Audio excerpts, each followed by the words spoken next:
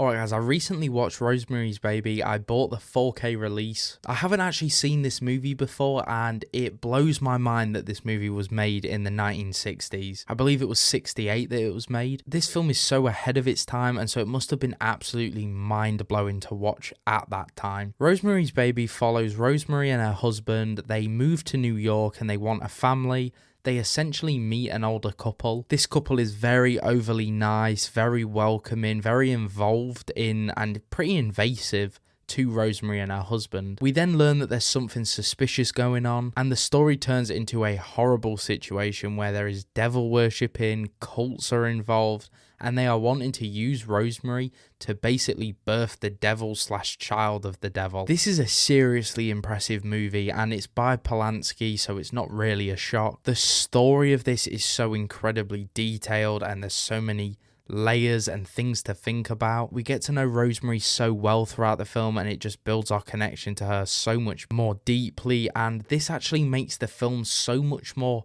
haunting and scary and sad, you know, and a lot of that is because of the connection that we do develop with Rosemary. We really root for her and feel bad for her in this film. This film does also have its scares too. It comes with a few, but the crazy scene in this film for me probably is, you know, the whole scene where Rosemary gets pregnant with the devil's child. You know, for what it was and what was happening, it was probably done in the best way possible, or maybe not best, but the most appropriate way it could have been done. And, you know, massive props to Mia Farrow for this role. She did incredibly. She shines so much in it. Yeah, as I said, Rosemary is a character that I did feel so strongly for.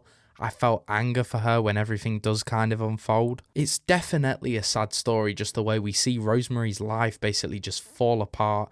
We see her mental state just drop. And what I also appreciated was that they paid attention to like the physical drop in Rosemary, and as she's getting so much worse mentally and her life is just degrading, her physical appearance as well is degrading. She's losing a lot of weight. She changes her hair. I mean, I got serious chills when Rosemary first sees her baby. It's absolutely horrifying, from the expression of Rosemary to the horrible score that plays. It really is like a goosebumps moment, and the fact that we didn't see the baby definitely makes it like a million times better. It was an absolutely brilliant, genius move, and this is definitely a film I recommend. I think if you haven't seen Rosemary's Baby, you've got to watch it at least once. You won't regret it, that's for sure. It may not be your favourite film or one you necessarily want to go back to, but you will enjoy this film. Definitely a classic. But yeah, those are my thoughts on Rosemary's Baby. I really enjoyed this. I'm really glad I got round to watching it. I'm glad I just bit the bullet, got the 4K and decided to watch it. Let me know what you guys did think to the film, if you've seen it, or if not, please go and watch it. And yeah, I'll see you guys in the next one.